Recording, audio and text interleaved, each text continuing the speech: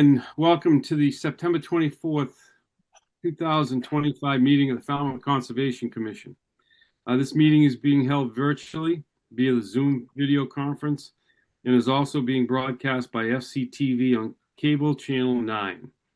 As this meeting is being recorded by Zoom and broadcast by FCTV, please be cognizant of what you say, how you say it, and what can be seen and heard in your background. We have a full complement of commissioners tonight. Thank you all for your dedication. I'd like to remind the commissioners that for commenting, I will call on each of you in turn. So please refrain from speaking over each other. Also, all votes are done by roll call. So when I call your name, please state your name and your vote for the record, even if you made the motion or seconded it. To our public attendees, at any time during the meeting, you may enter any comment or question via the chat room function. At the appropriate time, they will be read into the record. If an attendee would like to participate in a particular hearing, let us know via the chat function. Then, at the appropriate time, you will be promoted into the hearing as a participant. When you are selected, you must have your video enabled and be succinct, respectful of others. Public comments will be limited to 3 minutes each.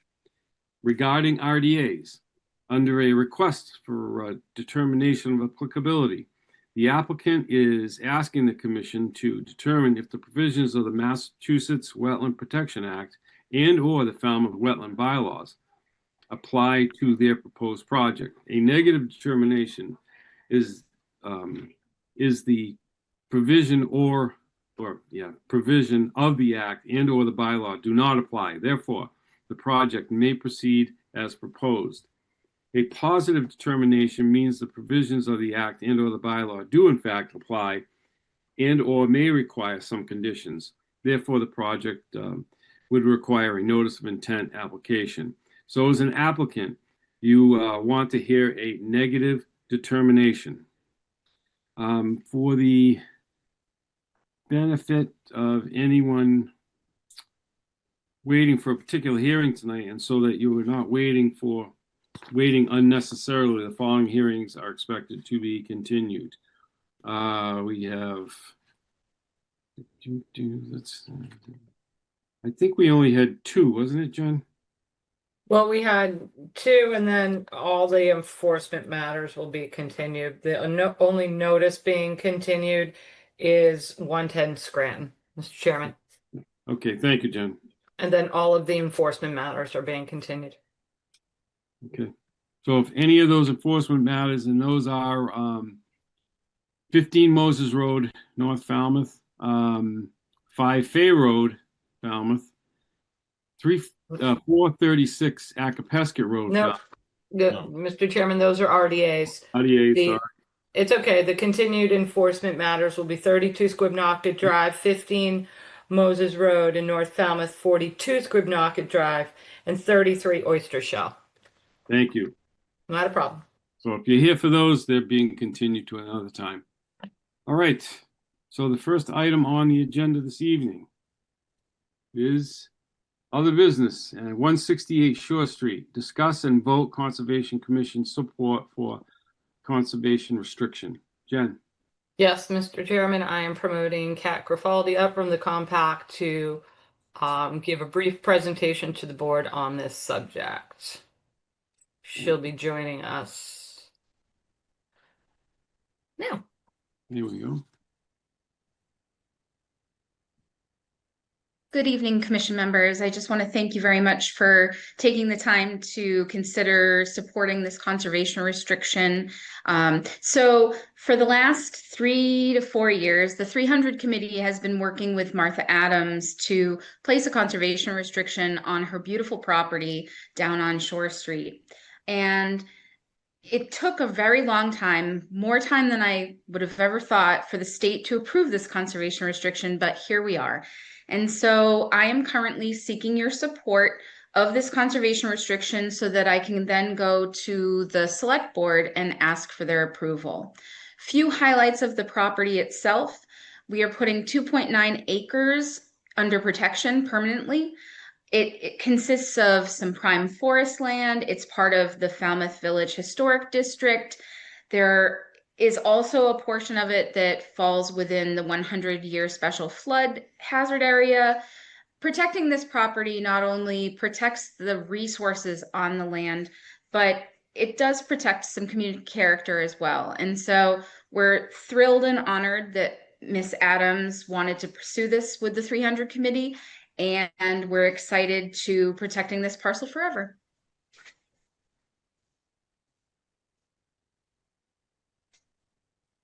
I think you're on mute. Yeah, I am. Thank you very much, Catherine. Any questions for Catherine? Mr. Chairman, would you like me to bring up just a quick GIS to give the board kind of an idea of where it is? Yes.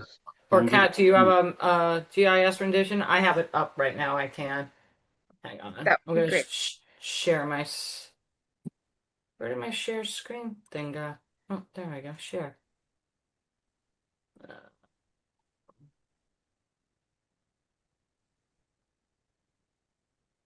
Screen options.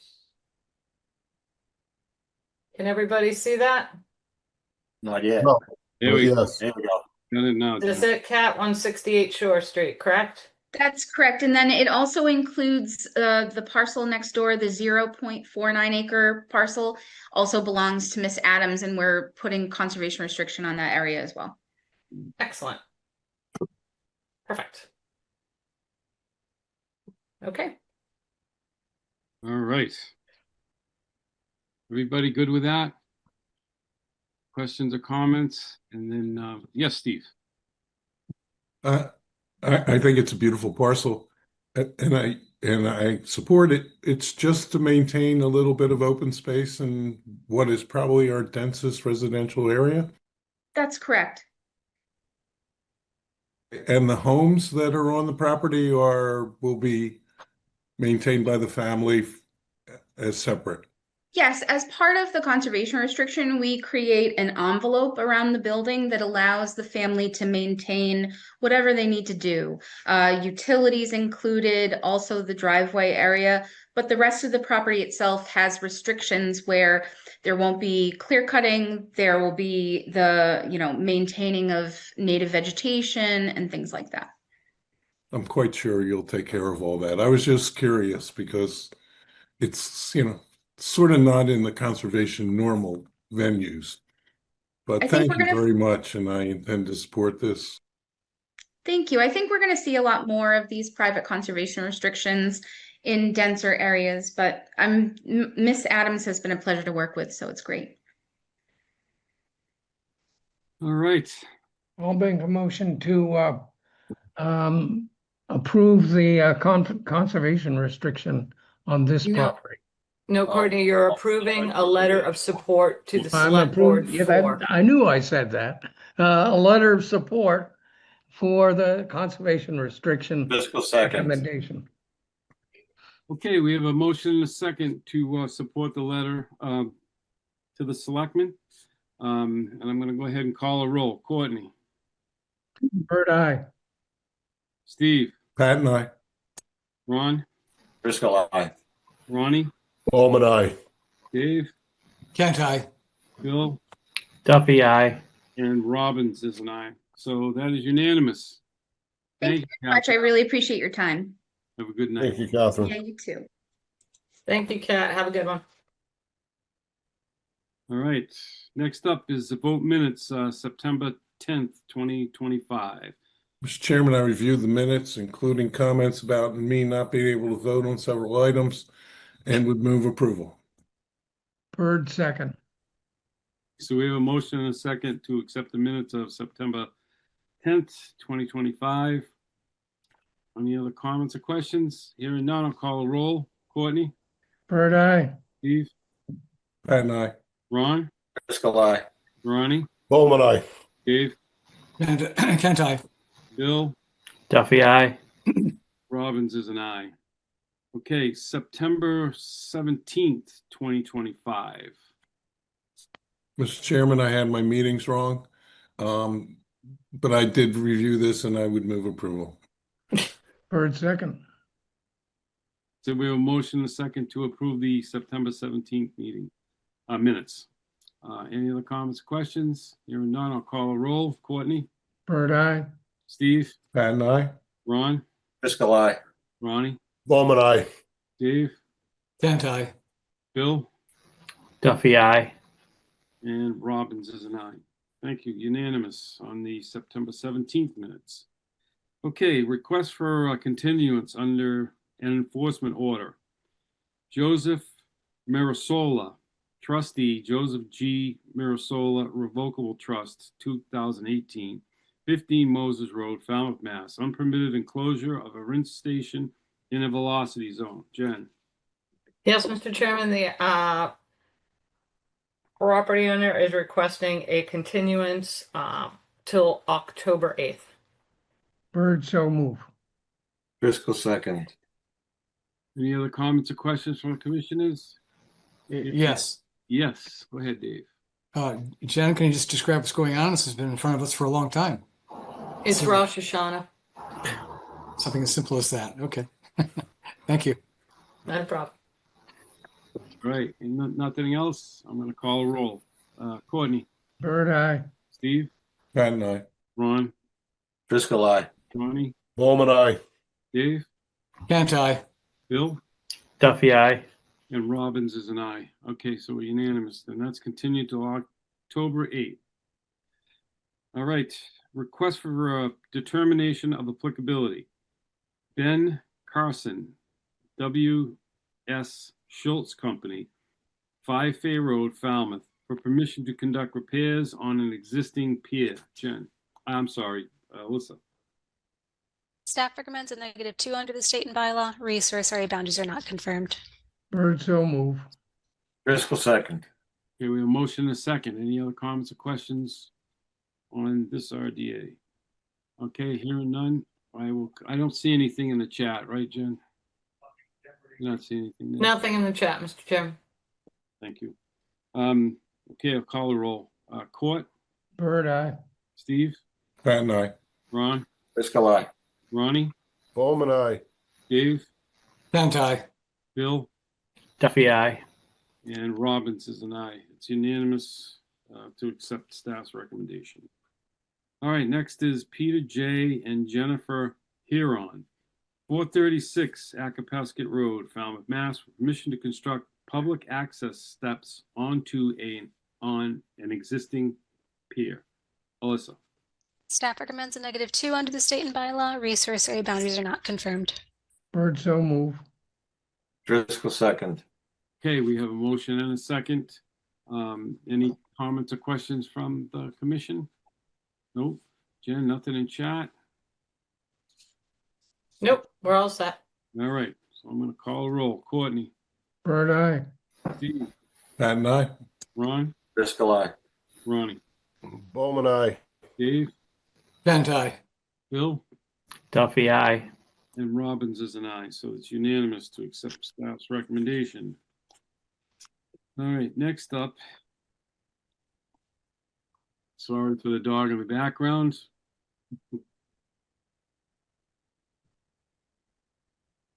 Okay. Phyllis E. Filmalant, nominee trust, 97 Alder Lane, Falmouth, Mass. For permission to install a new Title V sewage disposal system. Alyssa.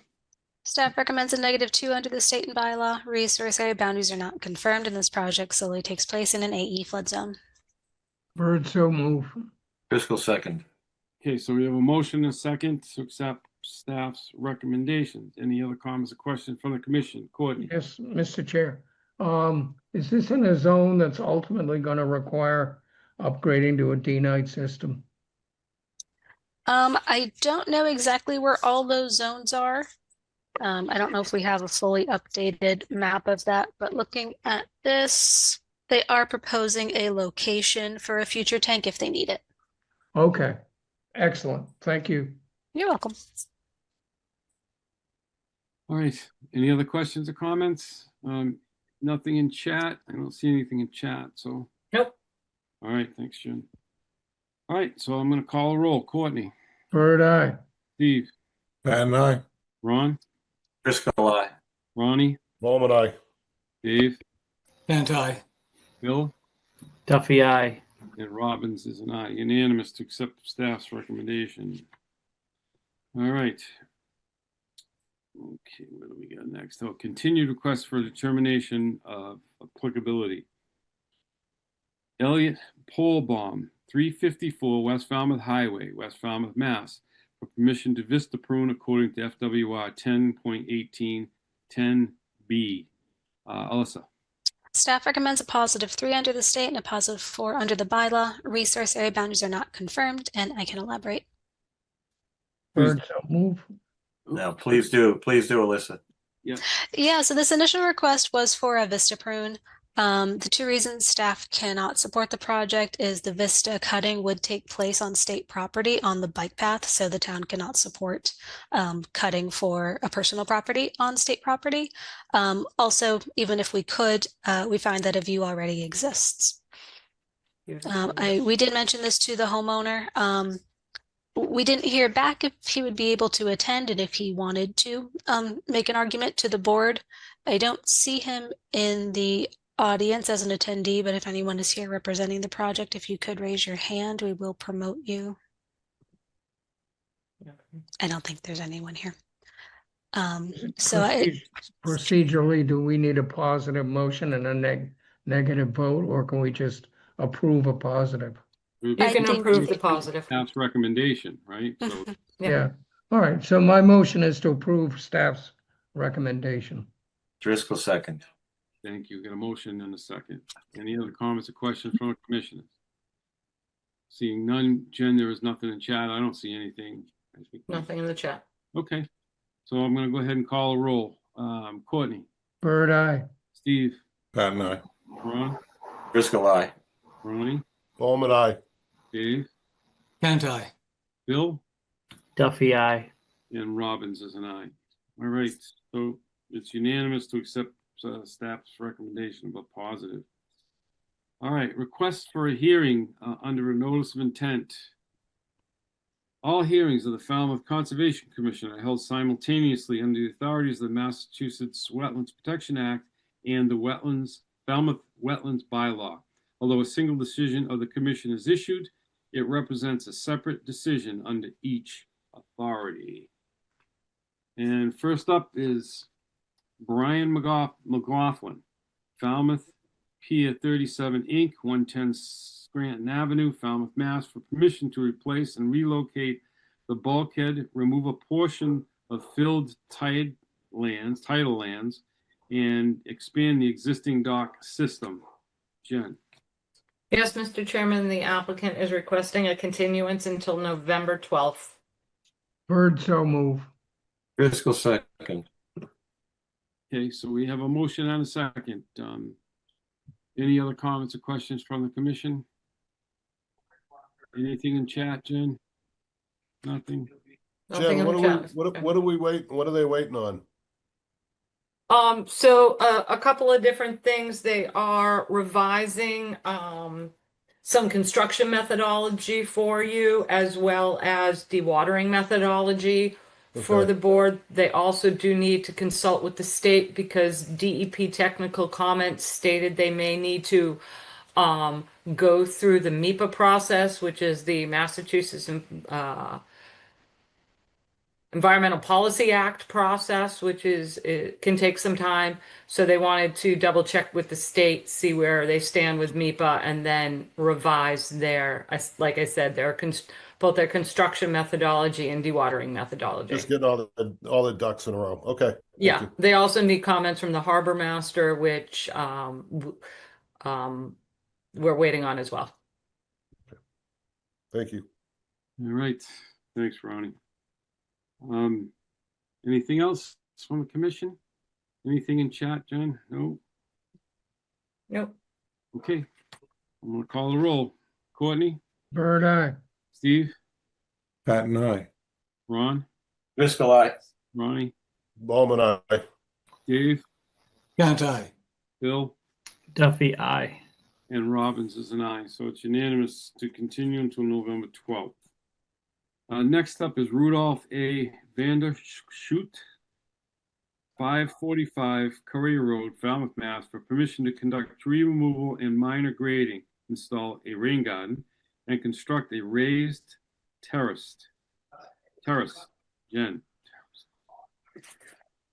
Yes, Mr. Chairman, I am promoting Tom Bunker up to present his project.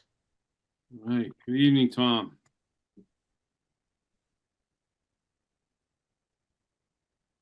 Tom's coming. Video and Hello.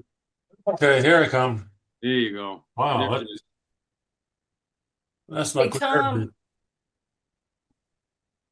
Ah, it's not pointing the right way. Hold on. Okay, there I am. Good evening, Tom. Don't laugh at me, Jen. I was expecting another hearing ahead of mine, so I wasn't quite prepared. Not a problem, Tom.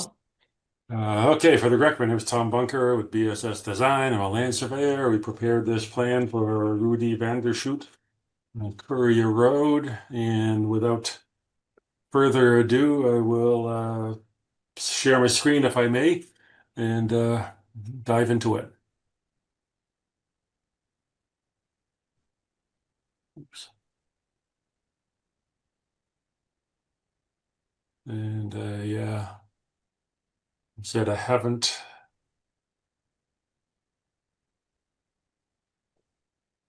I'm gonna pull up the drawing here.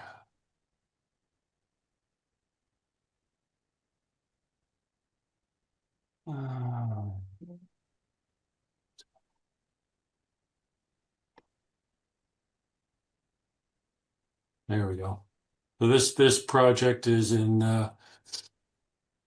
First, are you viewing the plan? Yes. Okay. Yes, but it's very little, Tom. Oh, I'll make it all jittery when I zoom in on you. Okay, thank you. Always appreciate that, Tom. Yeah.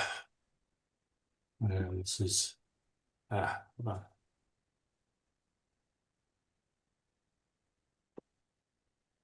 Okay, this project, there are two sheets. One shows the whole property, but that just goes off to the left on this to Courier Road. You can see this okay now.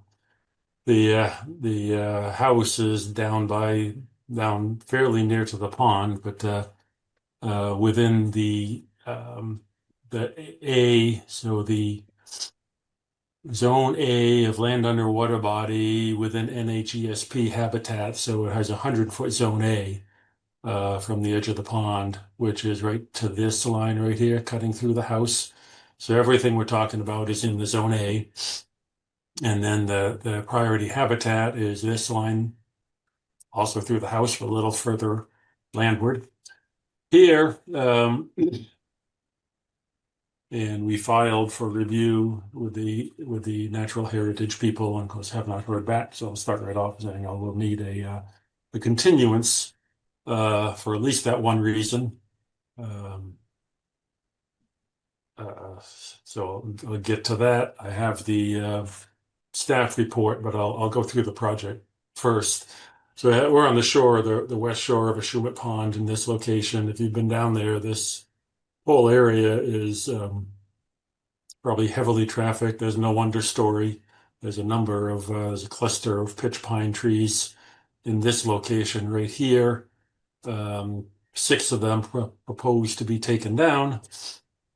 And so we have 4, 5, 6, 7, 8 trees proposed to replace them of different species. So there's a little variety of the in the species in the type of trees.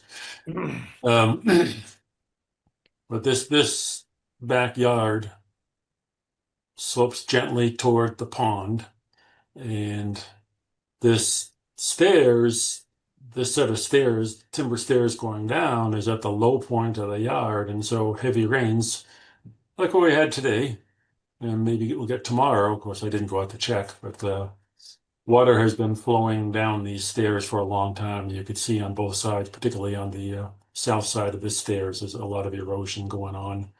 And so what we're proposing to do is take this same type of construction, the wooden, the 6x6 timber, and add two more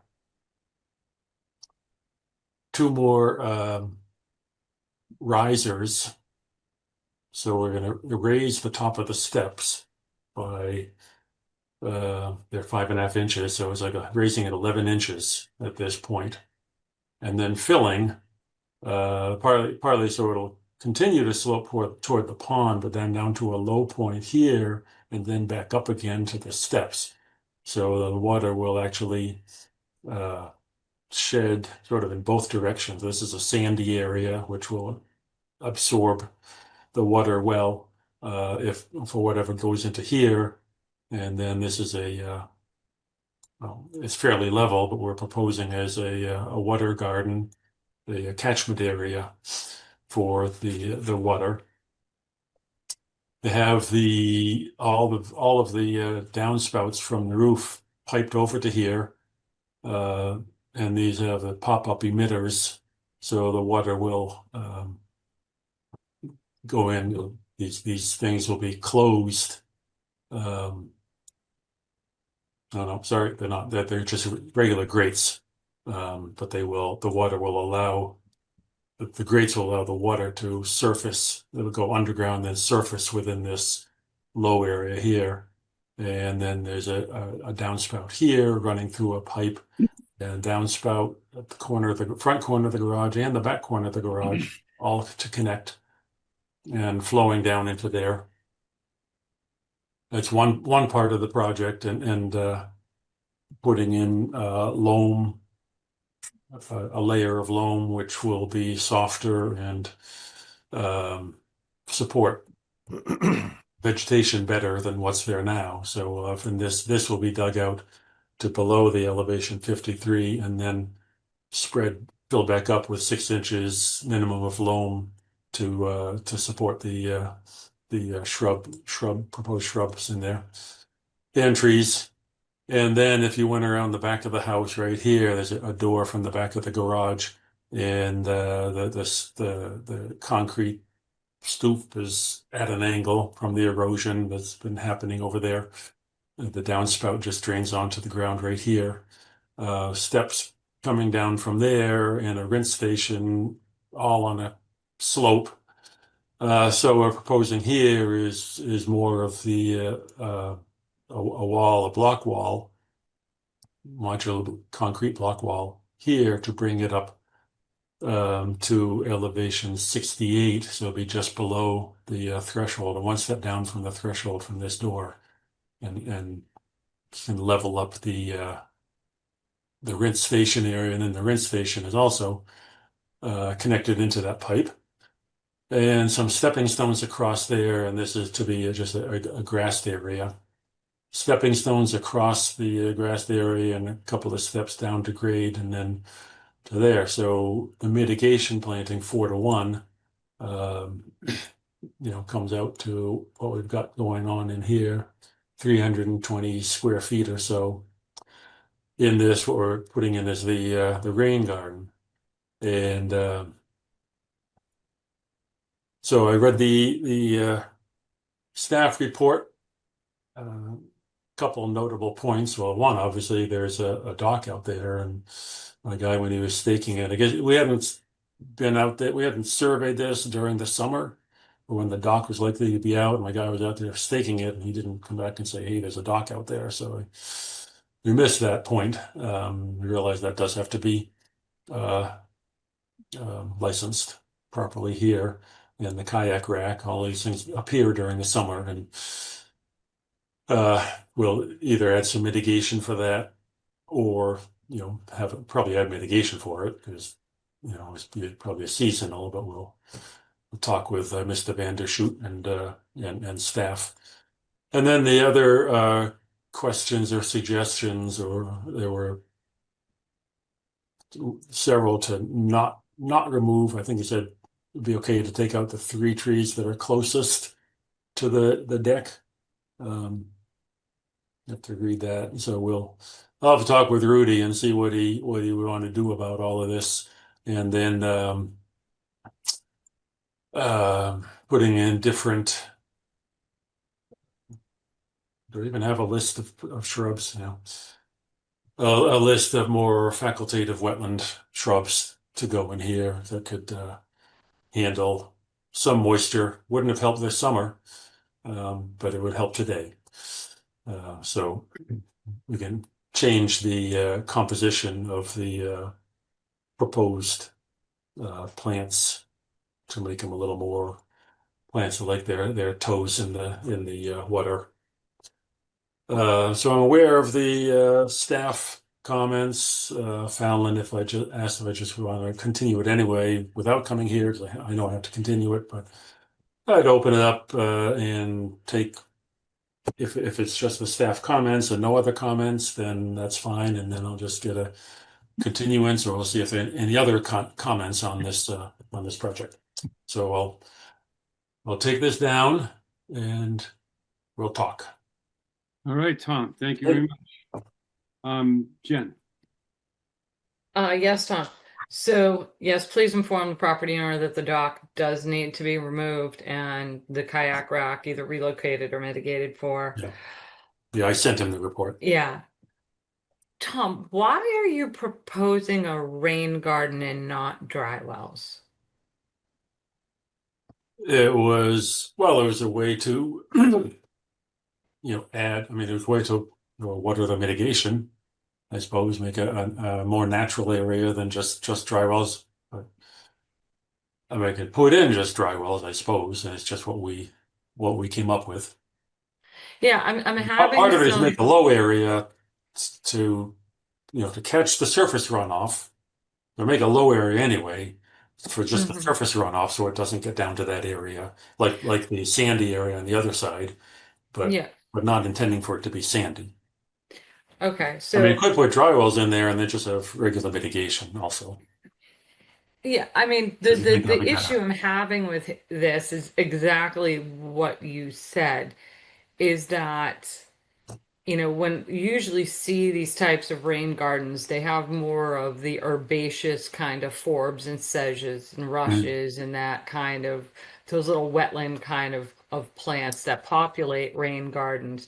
Trying to do it with shrubs is going to be difficult because, like today, and tomorrow, we're going to have a tremendous amount of rain. Yeah. But during the summer, we were in a drought.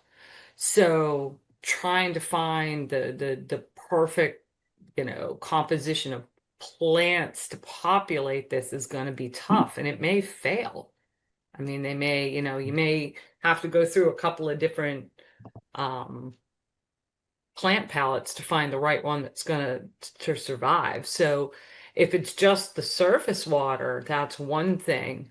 But if you're adding all of the roof runoff as well, I mean, that may at times be a lot of water.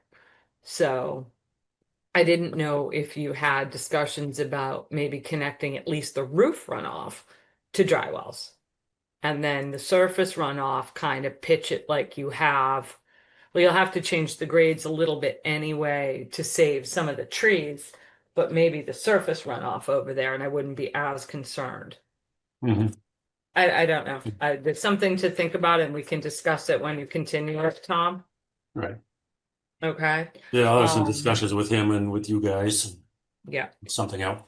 Yeah. We do support keeping some of those trees. The argument that it may in the future be infected with the beetle. We could say that about every tree in Falmouth, Tom. So we got kind of a chuckle out of that argument. But at least half of them have to stay. And then we do want to go out there with you and have you reconsider the location of the trees you are proposing, because they are located under existing canopy. High canopy, but still canopy. So we don't like planting trees under existing trees for obvious reasons. Well, when you have a high canopy, perhaps it is a high canopy. Fine. I mean, you put something in which could start as an understory, or perhaps do an understory tree, or then others could, because you want something that's going to take over. Yep. No, I get it, Tom. But we can go out there and walk the site with you. Yeah. Okay. All right, you all set, Jen? Yes, Okay. Mr. Chairman, thank you. Just two quick comments, Tom. I know that you mentioned the dock and the kayak rack, but also the rinse station was unpermitted. So I think, adding a little bit of mitigation for that probably won't be too much. And just to go off of what Jen said, if the homeowner and you do want to propose a dual rain guarded mitigation area, it might take a couple tries to find a palette of species that does well. So just the expectation towards compliance time will be multiple successful growing seasons. So this may last longer than the 3-year typical time frame we all picture in our head. Yeah. So as long as they understand that if it all dies and all gets replanted, we can't just sign off. Right. No, We're going to need to make sure that it either thrives and it establishes. Mhm. Yeah. Right. It's just understanding that we might need to do this a couple times and it might last a little longer than we think if this is the way they want to go. Right. All right. You all set, Alyssa? Very good. Steve, why don't you start us off?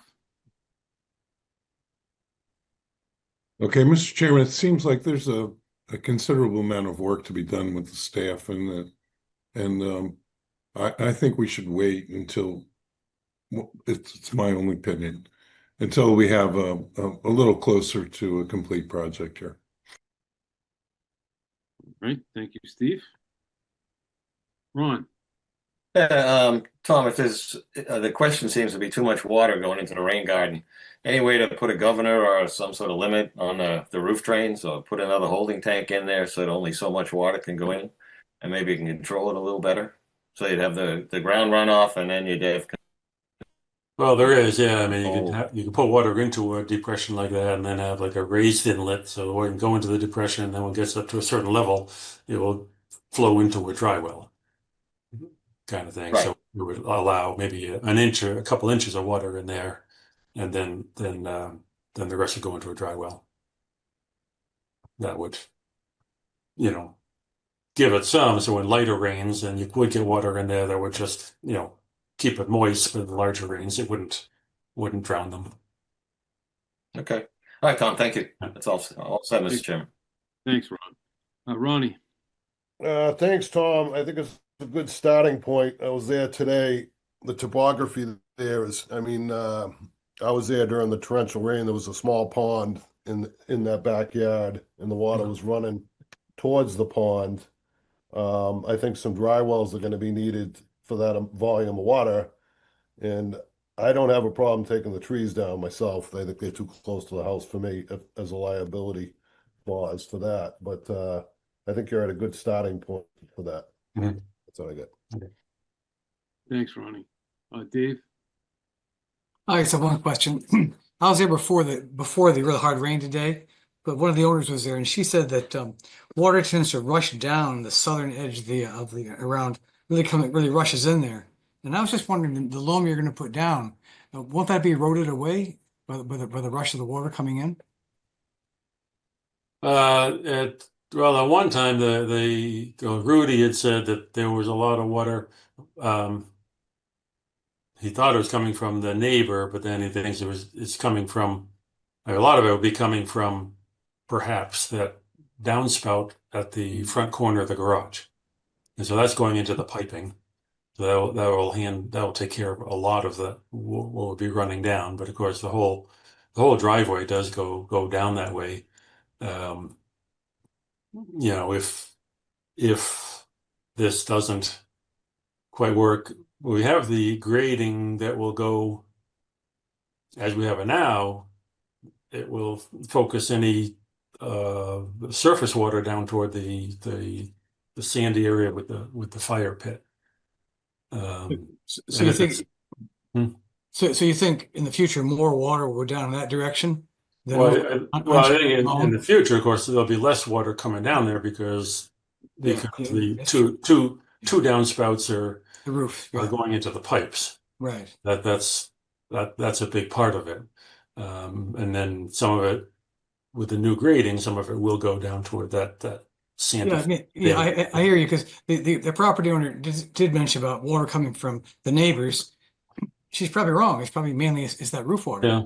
That's Yeah, well, I talked with Rudy, and he originally he had said that he thought a lot of it was coming from the neighbor, and some could still be, but then he told me that later, and in one of the rains earlier this summer, that he felt that a lot of it was just coming from his own property around the garage. But yeah, that would help. Yeah. you can't handle everybody's water, but we'll try to keep it so it doesn't at least go into the pond.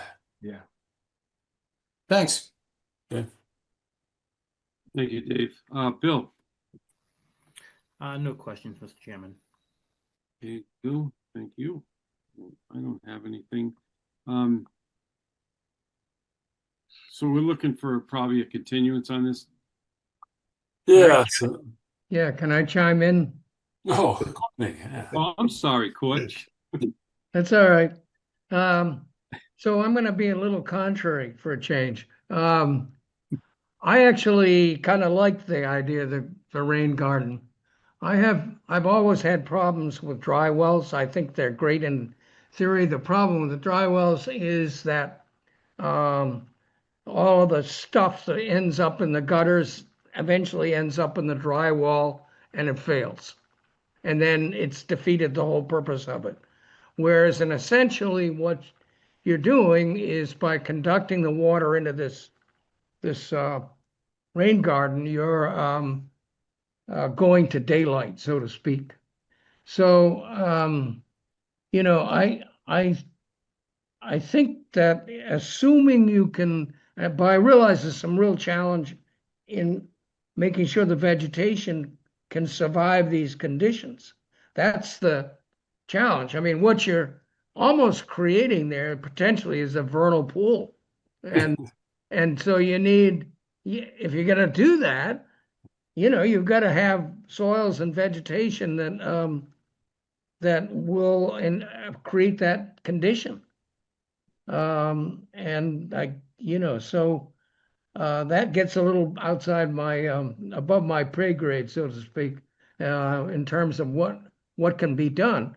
But as a practical matter, going to daylight like this, particularly in an area like this with lots of pines and stuff it's gonna be junk falling into the gutters and filling up the dry wells. If those dry wells fail, which they will in 5 or 6 years, now you got a problem, and it's past the life of the order conditions, and so nobody's monitoring it. So I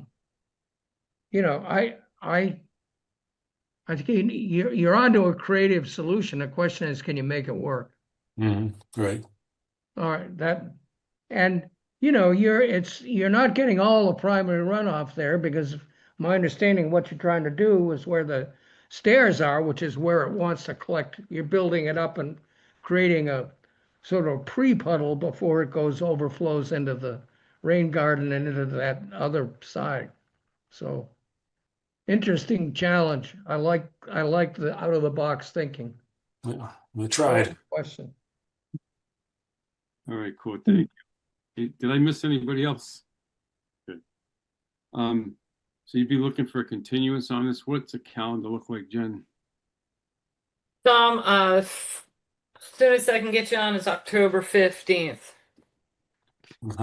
What's that, 3 weeks?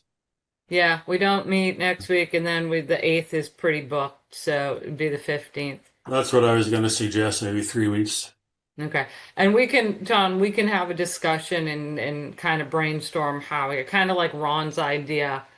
Some water will be okay, but all the water and just letting it pond there might be a problem for your plants. Like Alyssa said, it's going to be a challenge. Right. So maybe trying to, like you said, when it gets to a certain level, it goes somewhere else. I kind of like that idea as well. I like what Courtney said, is, getting the water will rush through and clean out the pipe sort of, and puddle in the puddle, but then the excess will flow into a dry well. We can talk about that, Tom. October 15th. October 15th. Okay. Jen, was there anything in chat? Anyone looking? Let me check.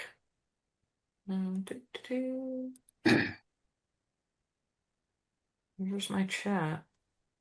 Nothing in the public chat, Mr. Chairman. Okay. Thanks, Jen. Courtney, did you have something else quick? What's that? Did you have something else? I saw you with your hand raised. No, that's fine. Okay. Well, I need a motion and a second for this to continue to the 15th. Make a motion to continue this hearing until October 15th. Bird second. Thank Driscoll. you. Thank you, Court. All right. Any other comments or questions by the commissioners? Okay, seeing none, I'll call a roll. Courtney, Bird eye. Steve, And I. Ron, Driscoll, aye. Ronnie, Bowman, aye. Dave, Anti. Bill, Duffy, aye. Robbins is an aye. So unanimous to move to October 15th. Thank you, Tom. Thank you. See you then. Tom, good luck. All right, thanks. Okay, next up is Cliff Dwellers Association, Inc., 0 Noshawn, Falmouth, Mass., for permission to repair an existing stone groin. I am going to recuse myself from this hearing, and I'm going to pass it over to Courtney to chair it. Courtney, it's all yours. Thank you, Russ. Enjoy the time off. So first of all, who's representing the applicant? Mr. Chairman, I'm promoting Mike Borselli up to present his project. He's coming in. Hi, Mike. You're on tap. Thank you, Mr. Chairman. Members of the commission, for the record, Mike Borselli, Falmouth Engineering, and I represent the applicant, Cliff Dwellers Association. With your permission, I'd like to share my screen. You have my permission, as well as everybody else's. I'm sharing with you an aerial photograph first to give you an orientation of where this is.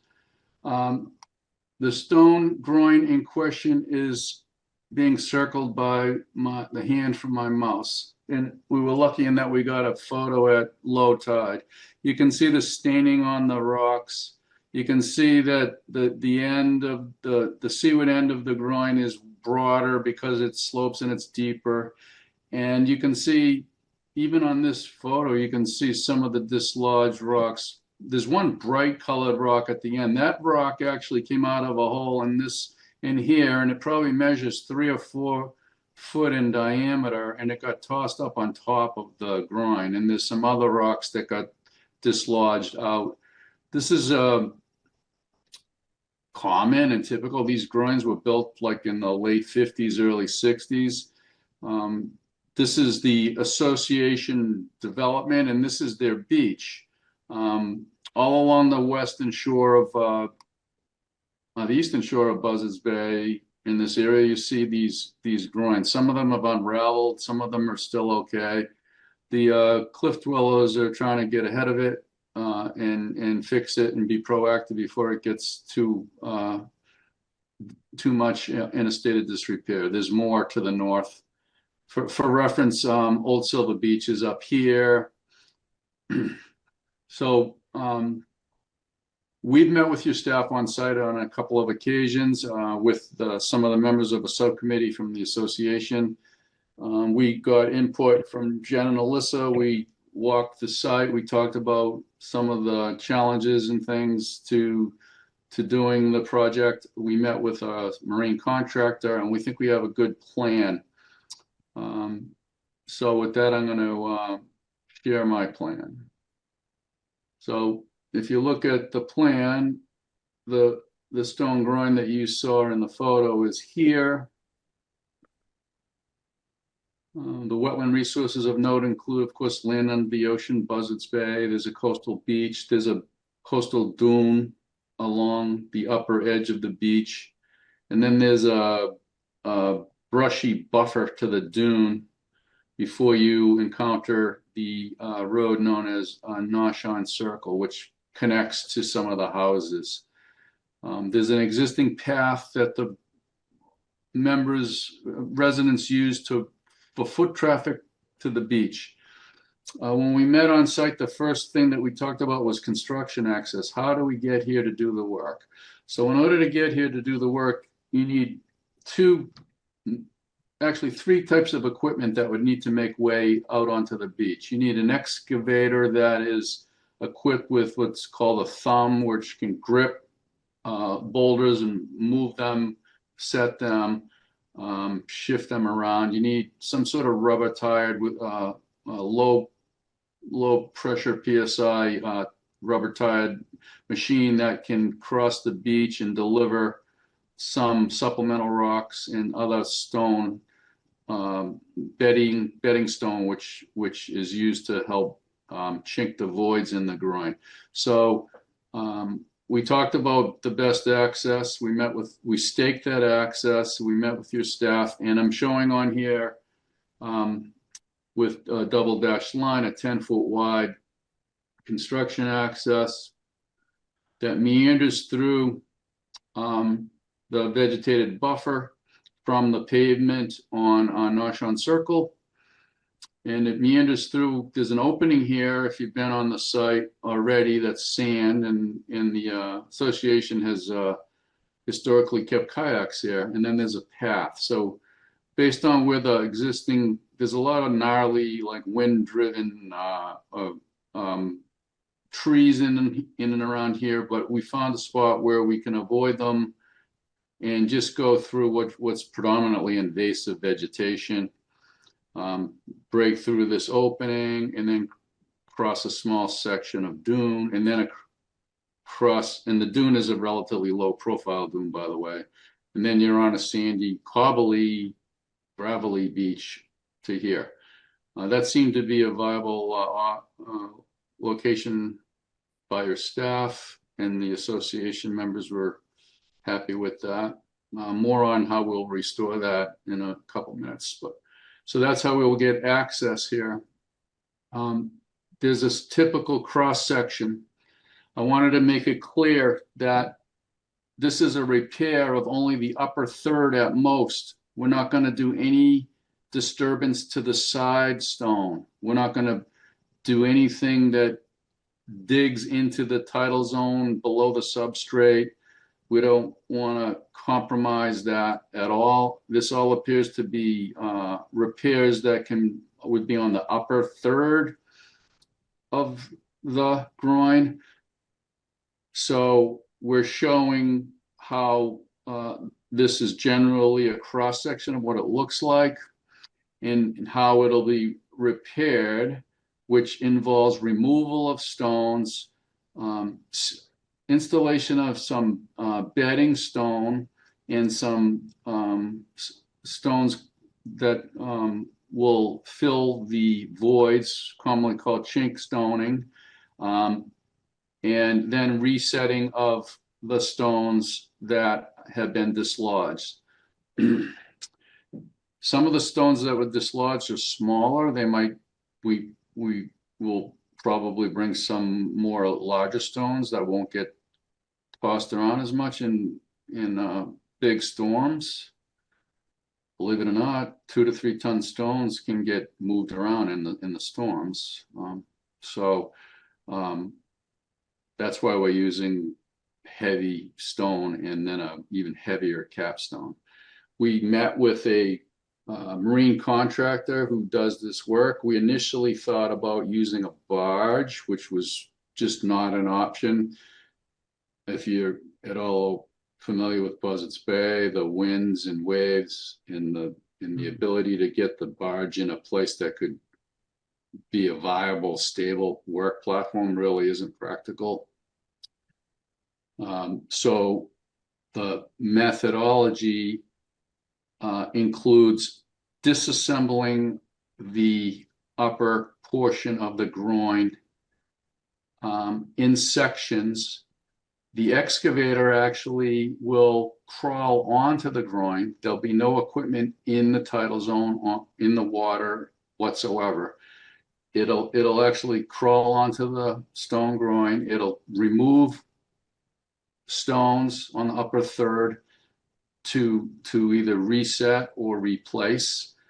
It'll do it in accordance with this typical cross section. It'll work its way out further. It'll continue to do the same thing in manageable sections. It'll work its way out to the end, and then it'll when the work is done, of course, it'll just work its way back. So each section he has to go out. The trip's a little bit longer, but it'll probably be done in, this is done in like 10 to 12-foot sections at a time. This could probably take 2 to 3 weeks to do. It's tedious work. Part of this requires that there be some place to stage and stockpile material. So on a daily basis, we were proposing to use the cobbly, stony, gravelly beach area right adjacent. It's above mean high water. So that rubber-tired loader I mentioned could feed the excavator with materials, boulders, and chink stone, and use that up during the workday. The contractor said they need another place to provide more staging and stockpiling. So that other location is on this plan. It's a little bit further north of the access, adjacent to house number 23. By convenience, there's a gravel parking spot here owned by the Barletta Cape Properties Limited Partnership. There's a house here and there's a driveway.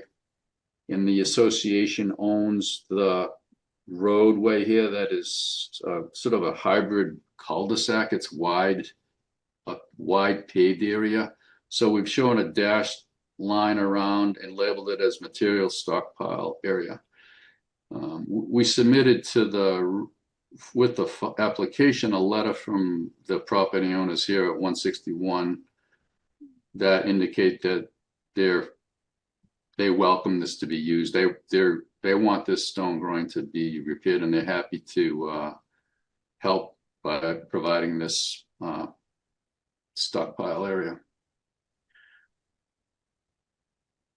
We would certainly expect there to be conditions such as no equipment on the beach, should be taken off the beach every night.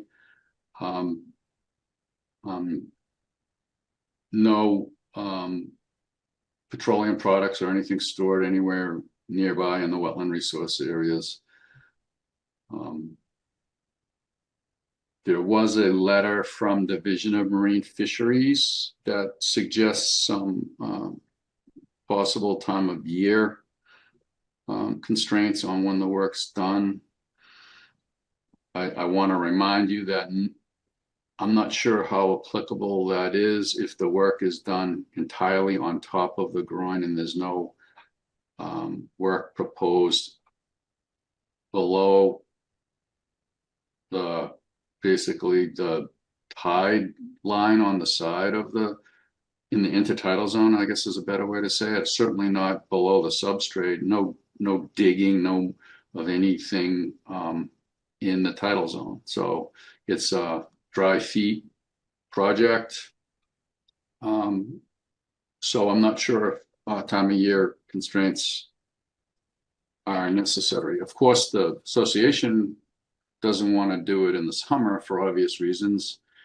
They need to get pricing and fund this, and it's likely to be end of next season project if it goes forward. Now your staff had some comments. They were not too significant. First off is we do not have a DEP file number, so we're going to have to ask for a continuance unless it was late breaking and Jen knows about it, because we checked it and we didn't see a DEP file number was issued. So I wanted to present the project and get other feedback from you, but we'd have to continue this just to get the DEP file number at least. There was a question from your staff about, will mats be used to protect the ground under the access route? Mats would be certainly used crossing the dune. There's dune vegetation There's some Rosa and Bayberry. They're gonna do their best to like displace the load of the equipment crossing there. So they certainly would be appropriate to have matting crossing the dune. Through the invasive area, we were just hoping to just clear that and restore it after. On that same note, there was a question about what's the square footage of the vegetated area within the construction access that will be restored. I calculated that just a little while ago. It's the area, and I can put it on the plan, of course. The area basically from the edge of pavement along the access to the edge of dune is 1,050 plus or minus square feet. Staff recommends planting Rosa rugosa and bayberry when restoring the access. Though these species are currently thriving within the coastal dune. Boats and chairs are being stored on the coastal beach within the coastal dune. These items must be removed as they could cause damage to the resource area. Certainly appropriate to condition that. The cleared area within the dune where the boats and chairs are being stored is also part of the construction access. This area must be included in the when installing the restoration, of course. So pretty good comments from your staff.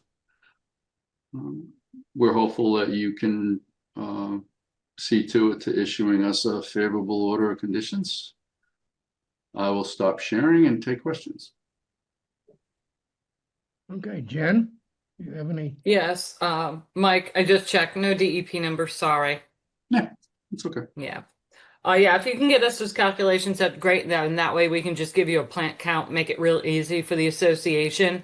Mm-hmm. Time of year restriction, Mike, we're gonna have to abide by it, but it is no work should take place from May 1st to July 31st. It's a horseshoe crab time of year restriction. They nest on the actual beaches. So it's not in water work they're worried about. On this one, it's the horseshoe crab. So the time of year restriction is actually appropriate in this thing, circumstance. And it won't affect, they wouldn't want to do the work then anyway. They're not going to want to do the work then anyway. So it's a win-win for everybody. Mm-hmm. Oh my God, a time of year restriction that's not impacting anything. Who would have thought? Yeah, I mean, I went over the project in the field with Mike. Fallon went back over it afterwards. I do think that this is the most appropriate construction access. The access originally with the little path that I had thought they should go down. It's got really nice vegetation, native vegetation. We don't want to disturb that and have the invasives come in. So this is a good construction access point. So that's it, Mr. Chairman. Thank you. Alyssa, do you have anything? Nothing to add. Thank you. Okay, we'll look for comments from the commission. Bill Duffy.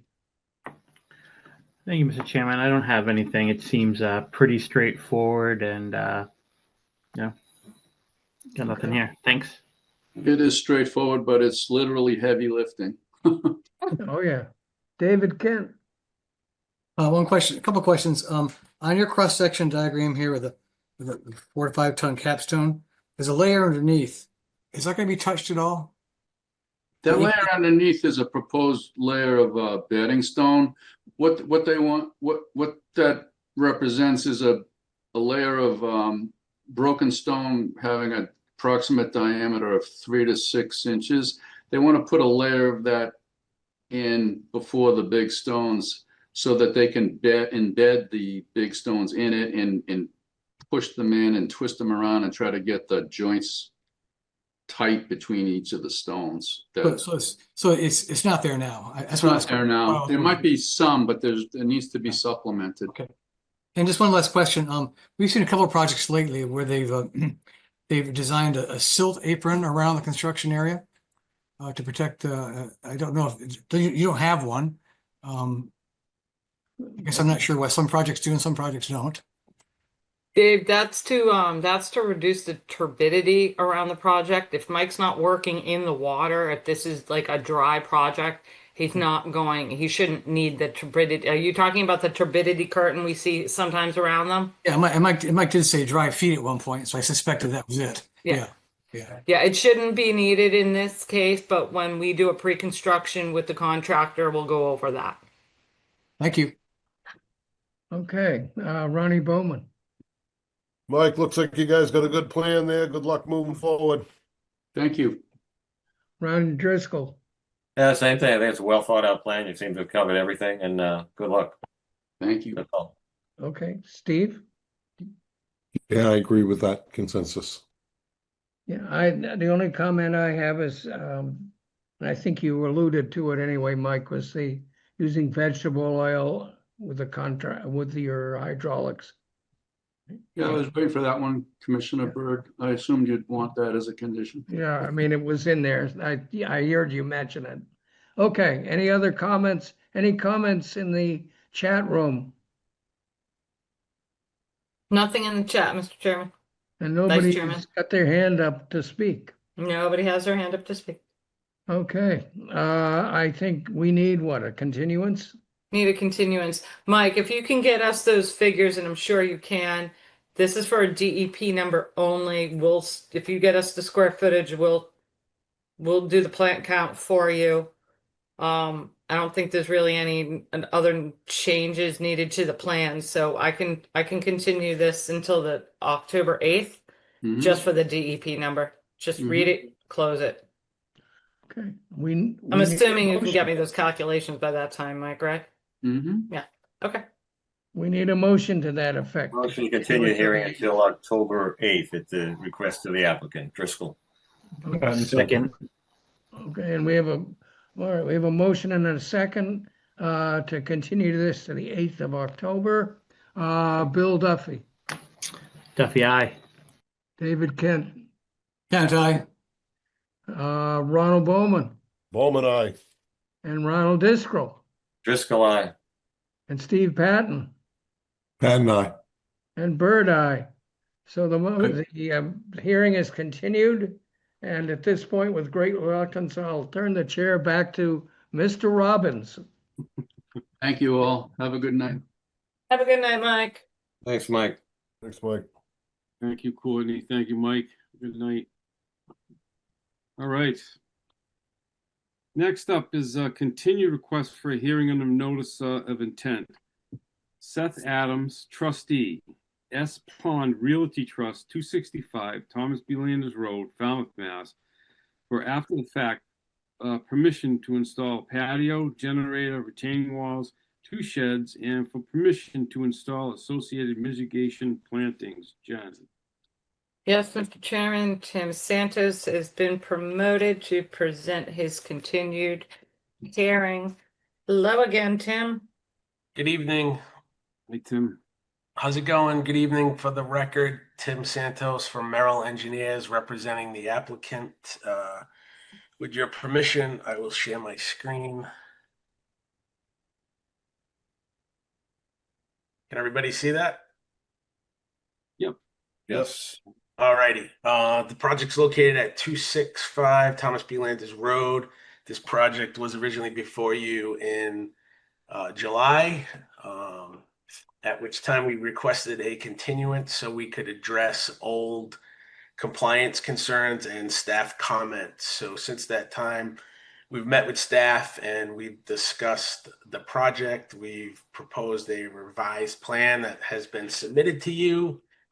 I have talked with staff on Tuesday in regard to the new staff report. So I will be submitting to them a revised plan.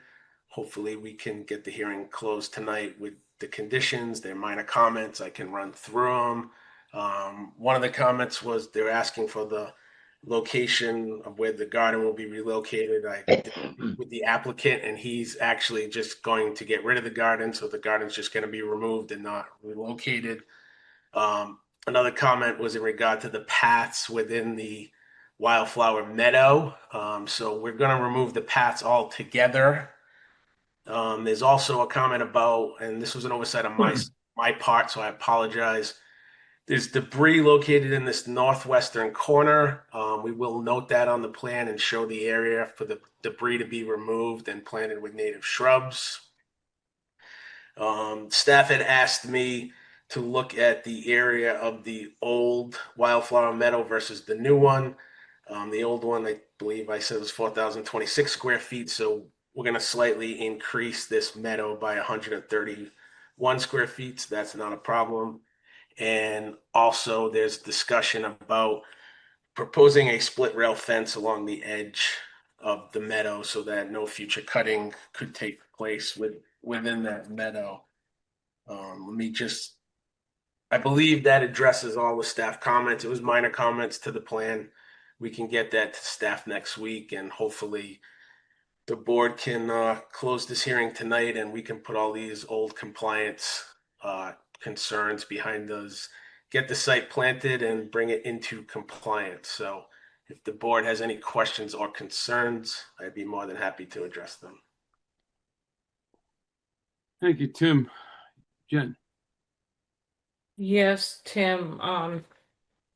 And I was writing something like when you first started. Did you say where the garden was going to be relocated to? I know you. He's just going to abandon it. He said that if he wants it, he'll come back and talk to you. He's just going to get rid of it. Okay, and you do have the room. In between that limit of work line and the edge of the that wildflower meadow. I believe it's just 131 square feet. So it's less than a foot that I would have to extend it, maybe a foot off of where it is now. So it's not a problem. I looked at it after Alyssa and I went back and forth yesterday. Okay, and you'll still be able to access that shed without mowing it, Yes, correct? correct. Okay. Okay, and I do think that the split rail fence is a good idea considering the history of this particular property. So I think that's a great idea. Nothing more, Mr. Chairman. Just wanted to know if we figured out where that garden was going. Okay, thank you, Jen. Alyssa. Just a couple notes for everyone. The quorum excludes Dave and Bill. Tim, I just noticed that too, and looking at the plan, it's definitely kind of close to the sheds, so maybe we can more or less hug towards the retaining wall more than the sheds just to allow, Yeah. decent access. That's not a problem. Yeah, and I would recommend monitoring reports just so we can ensure that the meadow is taking, because it's a lot of square footage. That's a typical condition that I would expect, so Perfect. not a problem. Great, thank you. All right, thank you, Alyssa. Ron Driscoll, why don't you start us off? I'm all set, thank you. I think we've answered all the staff questions, and I'd be ready to close this. Thank you. Ronnie. No comments. Courtney. No questions. Steve. All good. Thank you. All right, and I'm good myself. So, is there anyone in the chat, Jen? Nothing in the public chat, Mr. Chairman. All right, so I need a motion here. I'll make a motion to close the hearing and take it under advisement. Driscoll second. Okay, with Courtney's got the motion and Ron's got the second.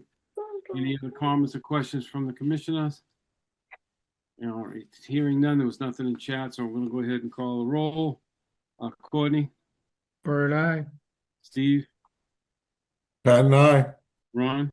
Driscoll aye. Ronnie. Bowman, aye. And Robbins is an aye. So this hearing is closed for 265 Thomas B. Landers Road. Thank you for your time, and have a great weekend. You too, Tim. Thank you. You too, Tim.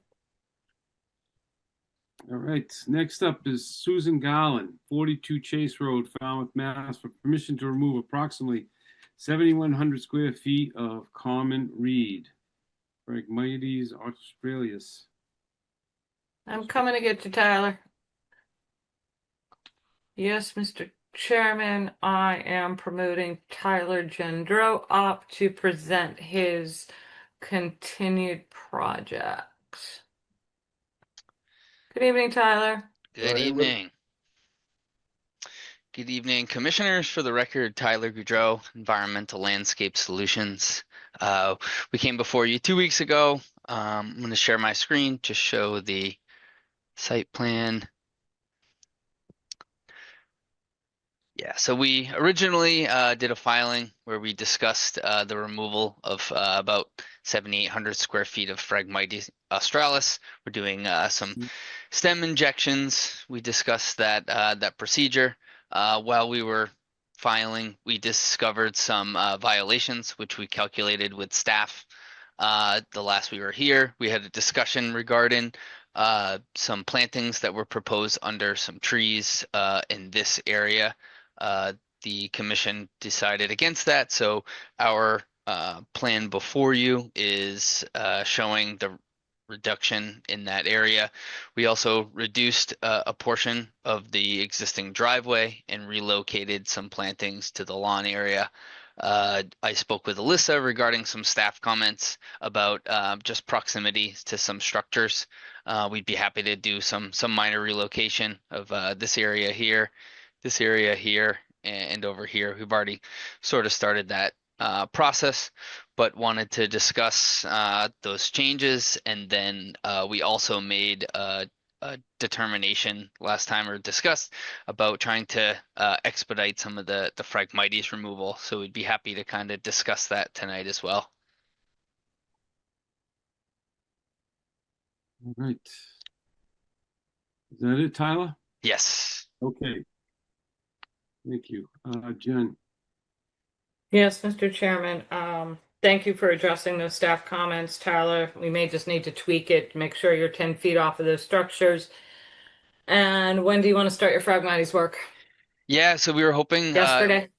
yeah, I think the beginning of October we'd still be in a good spot. I think by the end of October we'd kind of be teetering, so it would be October 6th. We actually started a draft plan today with those comments, so we could definitely get you a revised plan before that, so that you have everything you need. It would just be doing the work before the order is issued, and I'd be happy to give you any info or details that you need for that.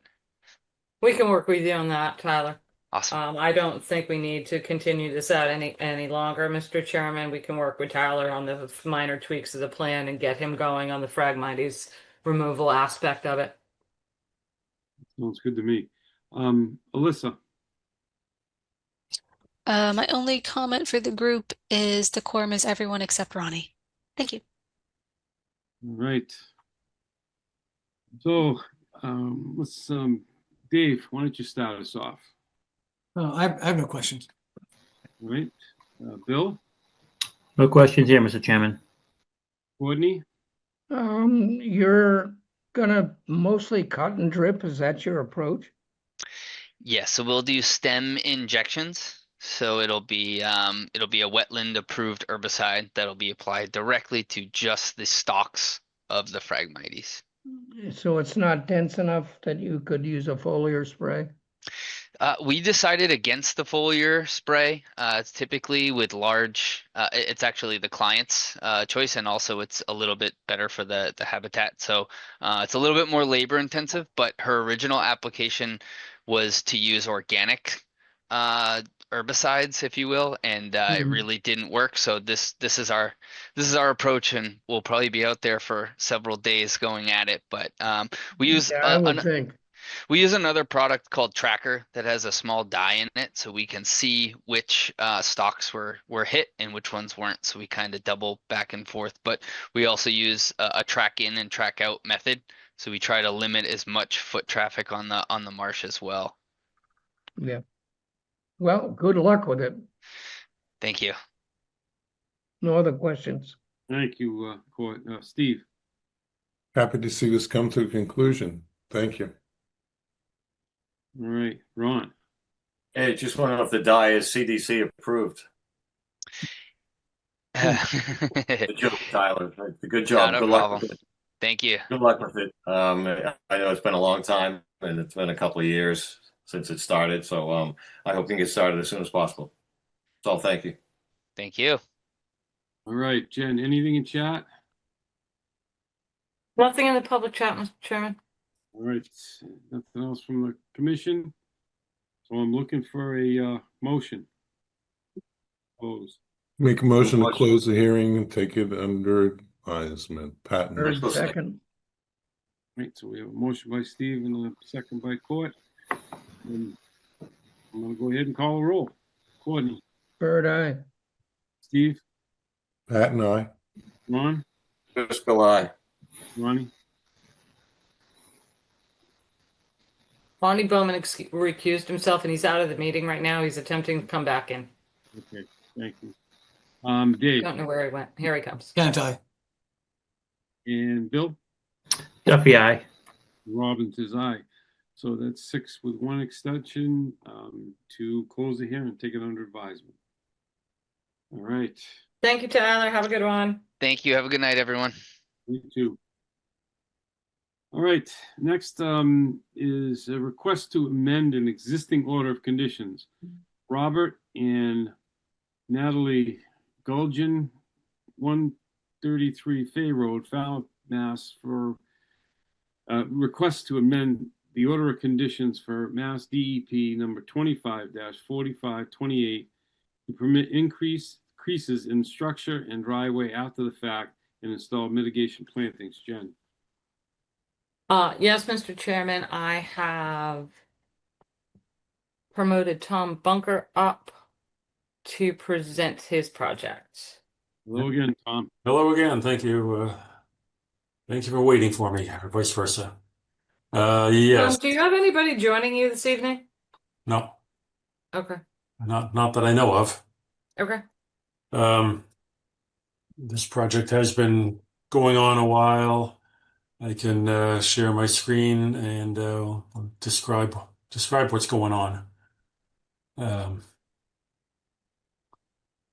So this project, for those, as I said, it's been going on a while. This project, well, it started 5 years ago.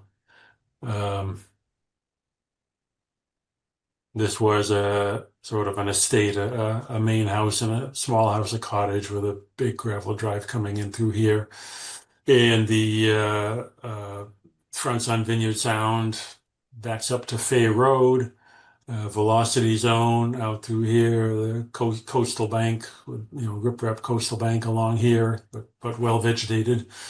And then the topography is kind of strange, and this whole hinges on topography and definition of coastal banks. But this topography along the shoreline runs, this coastal bank runs south, and explained in the narrative, runs southwest. A couple houses south of there where the ground is lower, and then the lower ground allows the flood zone to come in behind, and then the coastal bank reappears around in this location, actually up to right here. There was a bank, and this little original cottage had 2 levels and a walkout level down at the bottom of the bank there. And so this coastal bank winded its way through the property. In my interpretation is disputed, but in my interpretation, this coastal bank, the zone B, coastal dune, zone B, 100 feet from another wetland resource area, comes through here. So the way I looked at it at the time, that this coastal bank here was within 100 feet of another resource area. And as it went further onto the lot, it's no longer within 100 feet of that resource area. So I had a 25-foot zone A shown around this part of the coastal bank right here. And then being 100 feet, more than 100 feet beyond, it has a zone B back here, but there's no 25-foot zone A associated with this bank, this one either. Down here, it's all more. This one is also more than 100 feet from the. And this is a totally, well, it's not totally separate, but coastal bank. So that's just so a lot of you haven't seen the beginning of this, so I thought I'd show you that. And this was the approved house at the time with in this plan, the outline of the existing house is in black and white, but it's down there, and the cottage was over here. And then it was approved with a circular turnaround here. You can see a driveway, a lot of grading going over this part of the coastal bank from here landward. This is the our symbol for the top of coastal bank, this line with the triangles through it. So the driveway was proposed over part of the coastal bank, and grading proposed over more of the coastal bank here, which some people would say it's not seaward facing, but it does face a flood zone. So that's the approved plan. So it was not built exactly according to the approved plan. So like I said, you see the existing house is here. So the proposed house did move away, made more room between the coastal bank and here, and the original mitigation was this much right here.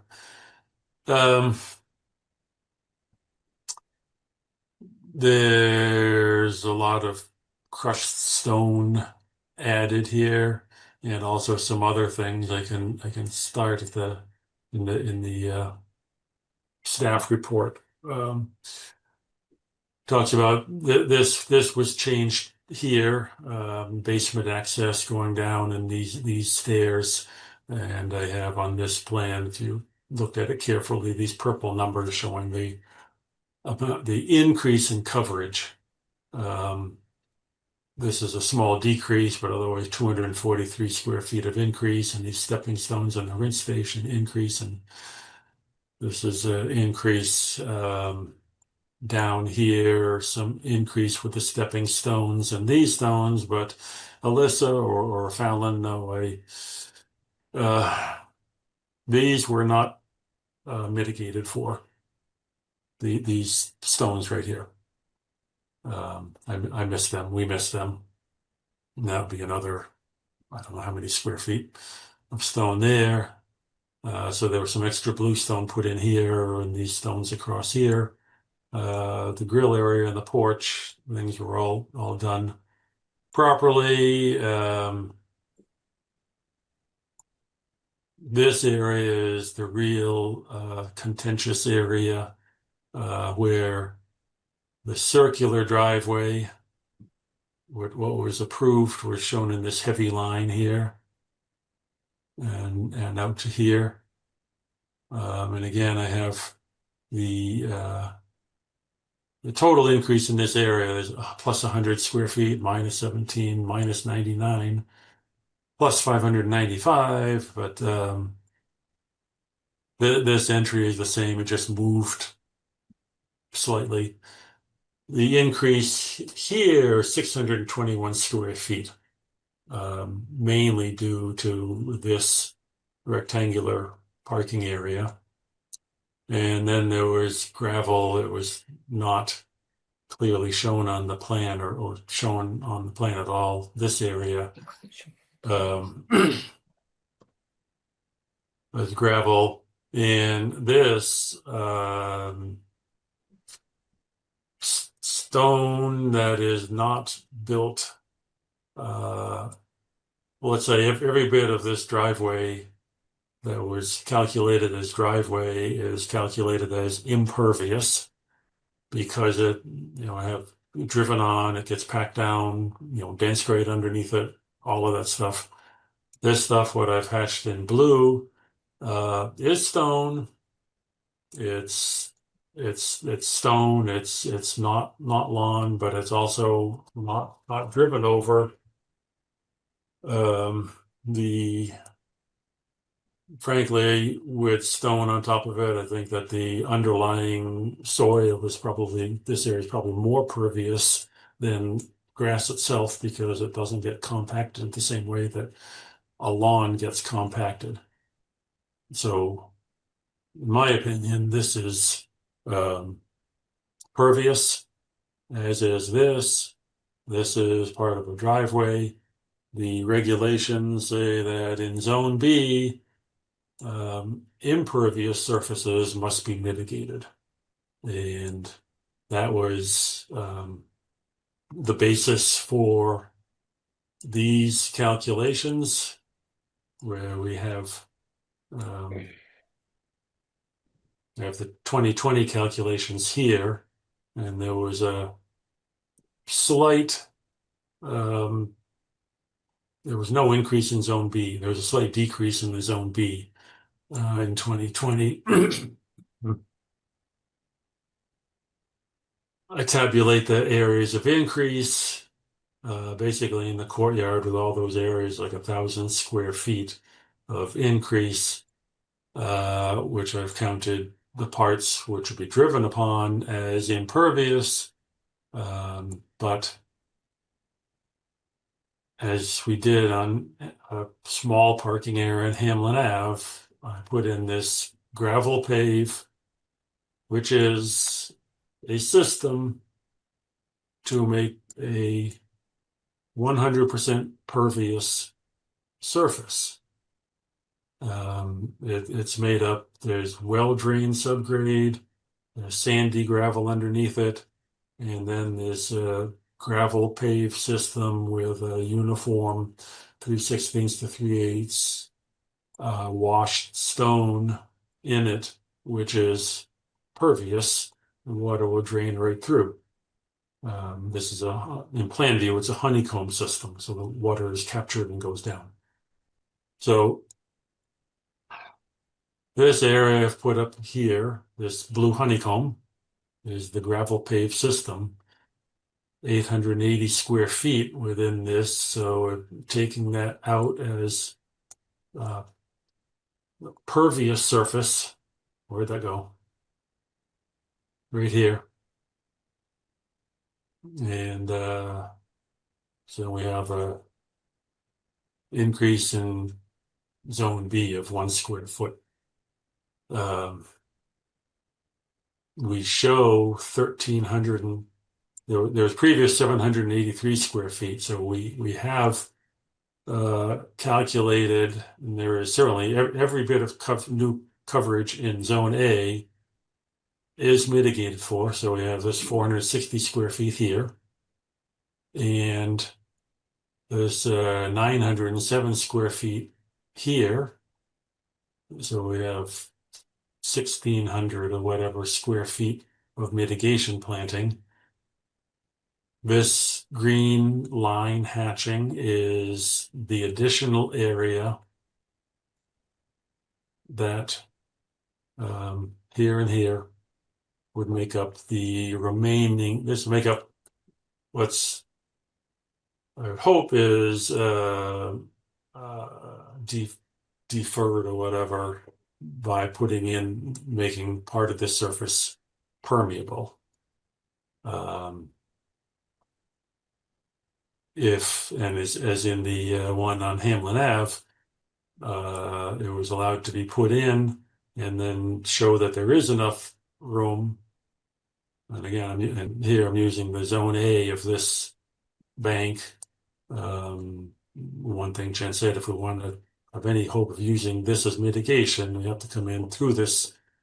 The Zone A for this bank was shown all the way around about to here, but not 25 feet all around the bank. So we have this area and that area of mitigation planting, which there is enough room for it, and there's more room in other parts of that Zone A also. So that's I've read the staff report. What was it? It refers to removing and regrading it according to this plan. I frankly don't see why it would have to be regraded this way. This plan This grading that's there now does the same thing. Just more fill on top of the coastal bank. Otherwise, it was unclear in the last part about, said removing the gravel pave. I guess you mean removing it from the plan. But obviously the gravel pave is not there now. But this is what we're proposing for this amended order to get some more mitigation in here, and hope we can eliminate some of this impervious surface by using the gravel pave system to make it pervious. I'll take this down and take your comments. All right. Thank you, Tom. Jen. Yes, thank you, Tom. First of all, Tom, that second driveway was never shown on your plan. You used kind of a vague term that it might not have been. No, it was Well, never it wasn't shown as supposed to be a driveway there. There was never proposed to be a driveway over there. Tom, over where you have the blue gravel on the side of the house, you have stepping stones within that gravel. You're going to need to calculate that, because if this board decides that you don't have to mitigate for that blue, you're definitely going to have to mitigate for those stepping stones. I remember many moons ago, I asked all of those engineers, you want to count it as coverage, then you count it on the back end. And I specifically remember it was BSS Design counting all these little stepping stones. So I think that was actually started with a patio with. It started with you over down on Chase Road. So I'm glad you remember me. no, it was Jeff, but I remember Okay. Us. us. So you're definitely going to have to do that. Yeah. I don't particularly love the mitigation behind the pine trees. It seems like you're just shoving them right up against the property line. So I'd like to see that area of mitigation kind of relocated.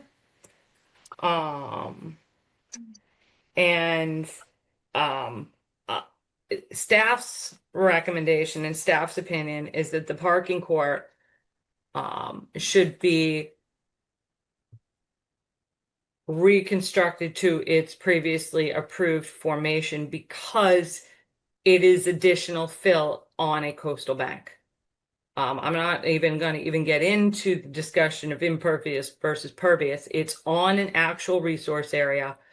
The applicant was allowed to just grade a little bit over, well, regrade it, but then just encroach a little bit over there. And then someone took the liberty of creating a much larger parking court on top of that coastal bank. So I do have some concerns with that. And think it should be removed, and the circular driveway that was originally permitted be reconstructed. As far as the gravel, we're going to have this back and forth argument until I come with a reg revision. But Tom, it's hard to whether you're just using it for pedestrian access versus if it's compacted. I mean, we don't know what's underneath that gravel. We don't know if there's stone dust under there. We don't know how pervious it is. It was put there without anyone's knowledge or approval. We had no ability to comment on it at the time. So I do have some concerns with that. The staff cannot be responsible for going up and digging into the gravel to see if there's stone dust in it, if there's black filter fabric underneath it. We were on a site today. It was gravel. We could see the black filter fabric, and that water just pooled right on top of it. It was not pervious at all. So I do have concerns with gravel in this instance, because we just don't know. So those are my only comments right now, Mr. Chairman. Oh, and Tom, do you have a species list? Because the last time we, unfortunately, you didn't provide a species list for the mitigation, and we found ourselves arguing with someone close to 45 minutes about the use of bearberry versus another type of plant. So I would like a proposed planting list from you. That would be great. Take the guesswork out. Yes, I do not want to have that same argument again. Right. I understand. Thank you. And I think that's it for me, Mr. Chairman. I know Alyssa might jump in here as well. Melissa. Two things. Tom, I don't recall if you had noted this or not, but one of the pitch pines is dead towards the south side of the property. So this is just a good time of year to replace that. Yeah, Um, on the report. Yeah. Thank you. And I just second all of Jen's comments. Thank you. Thank you, Alyssa. Ronnie Bowman, why don't you start us off? Tom, thank you. I was on site today during the torrential rains, and I saw no puddling at all in that driveway or on the north side. So definitely pervious in my mind. Where did the old driveway you had mentioned, did that come up through the garage and go into the front of the house? It went up. It entered the north corner of the property. Kind of where the Walcott's property, went along the hedge and then came in between the big house and the cottage. Okay. You're talking about the original driveway? The original driveway to the house, the plan you showed previous, it seems like the house was set back a little bit and the new house is back a little bit from the old one. Is that correct? Yes, the new house is back from the old one. Okay.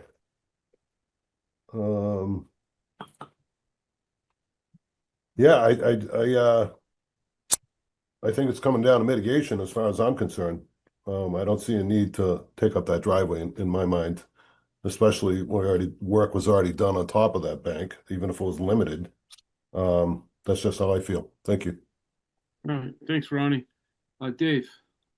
Well, I'm all set for now. Bill?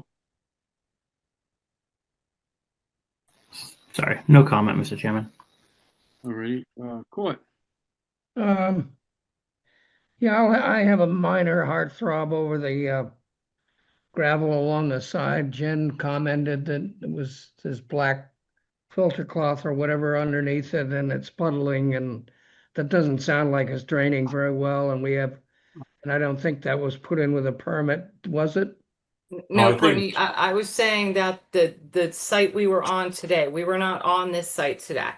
I'm just giving an example, Courtney, of why we have an issue I think with gravel. the point is that we don't have any, because it was not approved originally, we don't have a design for it, so we have no way of verifying its permeability or not, other than standing out there and watching. And the other part of that is that drainage is great, and I think that's important, but habitat is also great. And most animals I know don't eat rocks as a normal thing to eat. They like vegetation. So I'd like to see some vegetation over there that provides them even a minor bit of habitat value. Even if it's grass, then you've got mice and worms and all kinds of good things that can live in there. So, and if that's a maintenance issue, that's a hand mowing job that'll take a landscaper 2 seconds. So I don't see it as burdensome. So I want to see that gravel out. No other comments. Thank you, Court. Steve. Yeah, I agree. It comes down to mitigation. I believe that the permeability of some of these structures is something that we've discussed in committee. So let's just get enough mitigation to balance things off. All right, thank you, Steve. Ron. No comments at time. Thank you. Thank you. Jen, somebody was in the chat that wanted to join us? Yes, Mr. Chairman, I'm going to promote, excuse me 1 second, Susan Gates. I believe She is the abutter on the south side. Do I have this right? South side. She has asked to be promoted as a panelist as opposed to typing in her comment in a chat. Ms. Gates, you have been promoted. I need you to turn your microphone on, and if you have a camera, thank you very much. If you have a camera, if you could. Camera on, Derek. There you go. Hi, Wait a minute. I'm Susan Gates. We used my account so my husband could send Okay, the message. that's fine, So, Mr. Gates. there we You go. can An address, you email's can been ask. sent. Mr. Gates, can you give us your address, please? Yes, I'm at 125 Fay Road, which Okay. is lot 5B. Thank you. And your And first so name? I'm on the west side Sorry of the about that, Mr. 133 Gates. property. Yeah. No problem. And your first name, please. I'm sorry? First name? My name is Frederick Frederick. Gates. Okay. And I'm one of the trustees of the Gates Nominee Realty Trust. Okay. Thank you very much. So I wanted to make one point, and that is that there has been at times runoff from the 133 property, creating a flood down in the base of the bottomland that exists between the two properties. And it's been as much as a foot and a half deep. It doesn't happen all the time, but it bothers me from the point of view of making that part of the property not as usable anymore. Second point I would like to make is that there are some trees at 133 Fay Road which are not listed on the overview plans that were presented today that go alongside my house, and the branches from these trees are beginning to overgrow and touch my roof. So I'd like it if the existing trees could be put into the plan. And finally, I'm very interested to know what plants will be planted on the top of the berm along the 133 to 125 property line. All right. Tom, do you have a response to that? Well, I didn't have a list, and that's why I told Jen I'd work on a plant list. Native back,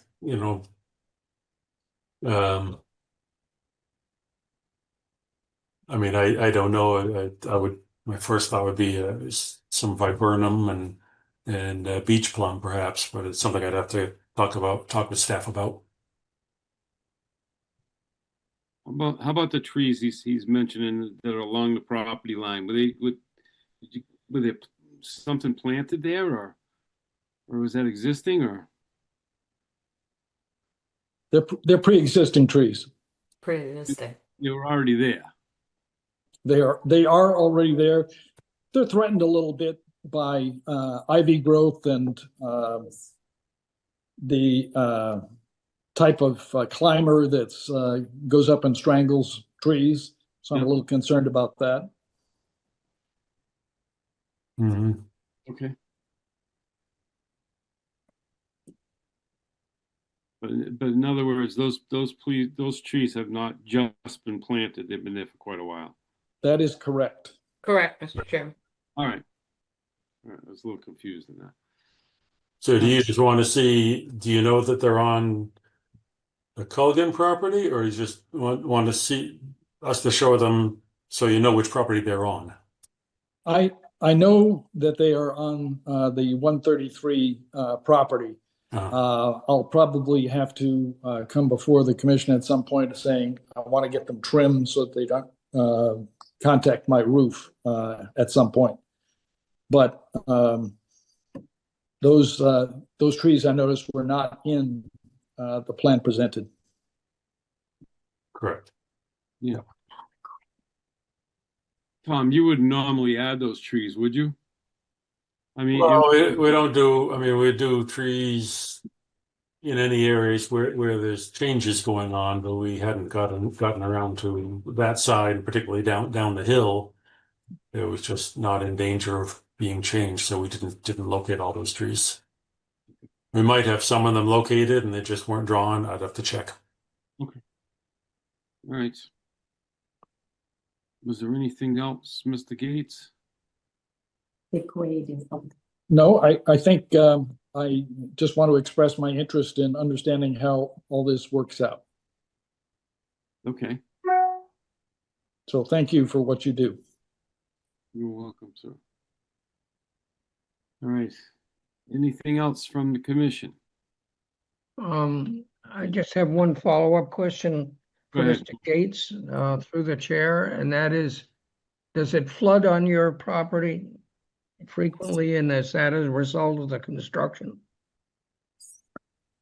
It has flooded. I can't tell you exactly how frequently because I'm not always here, but some of the landscaping timbers at the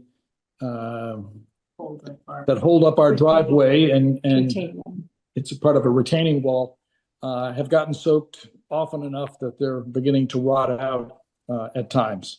So I'm interested in not exposing them to too much more water on a regular basis. Yeah. Well, there, water on a property is supposed to be retained on the property. It's not supposed to get off. So I would ask Tom if this is an issue that you should do some re-engineering so that that problem isn't ongoing. Well, I don't know. I mean, there was always a slopes going. There was always in a bowl, and so I don't know if it's flooding more than before or not. But you also have to. You're not supposed to. You're not supposed to more water going. It to be looked into, and if it's a problem called by the construction, it's got to be fixed. If it's caused by that, yes, yeah. It's not that no water should cross your property. It's that no increase in water should cross the property. That's correct. Yeah. So I don't know. I mean, I can look into it. It's a possibility. Thanks, Tom. Jen, did you have something? Just to tell Mr. Gates that if he wants to have those trees trimmed, Mr. Gates, you don't have to appear before this board. You can come to our office and we can do that administratively for you through a smaller type permit. This board didn't usually. Yeah, so we always say you should probably ask your neighbors, but it's my understanding of state law, after consulting with the tree warden on this many times, that is, if the branches are overhanging your property, you do have the ability to trim them. But we always suggest, playing nice with the neighbors and asking permission before you touch their trees. Thank you for making that offer. I will Not be a in problem, to see you. sir. And then, second, the plants you were concerned with, are you concerned with the species that are going in there, the height? What's your concern with the species going up into that you called it the berm? The berm is sort of common between all the properties. It just continues on in front of my house as well. So I'll be seeing whatever gets put in. And I just want to make sure that I understand what the plan is, both in terms of height and bushiness and water fixation, that sort of thing. Okay. So Tom, that goes to my point that we kind of need a plant list from you. Mm-hmm. Well, yeah, well, it is. I mean, any planting there will have the intent to fully vegetate it. Correct. All. I'm telling Mr. Gates that, so I don't know if that was for walking back and forth you're concerned or whatever, but yeah, it's well, yeah, we can look at. I'll talk with staff there, Jen and Alyssa and Fallon about Excellent. the plan. Yep. Thank you. And Mr. Gates, if you could, if there's any way you can, maybe get some pictures of that flooding. It might help out, you know what I mean, along the driveway. Tell him that there's. I'll call in on the commission on Friday. I think you're open, and I'll bring a picture of the example of the flooding that we've seen.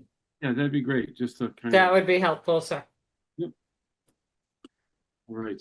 Anything else, Mr. Gates? You good for now? No, I'll be coming in Friday, Jen, to talk to you about knotweed.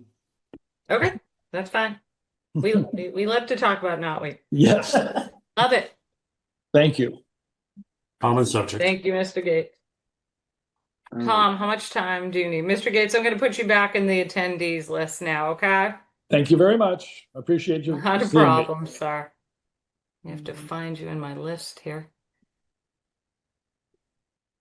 I don't even see you in my list. Oh, there we go. One second, Mr. Chair. Okay, back in attendees. Tom, you have to still a little bit of work on your plan, which, what do you think? 15th? Well, not sooner than the 15th. Okay. I mean, that's the 15th is the earliest it can be, right? The 15th is the earliest it can be. If you wanted to bump it out to the 22nd, Tom, I don't know how busy you are right now. You let me know. Oh.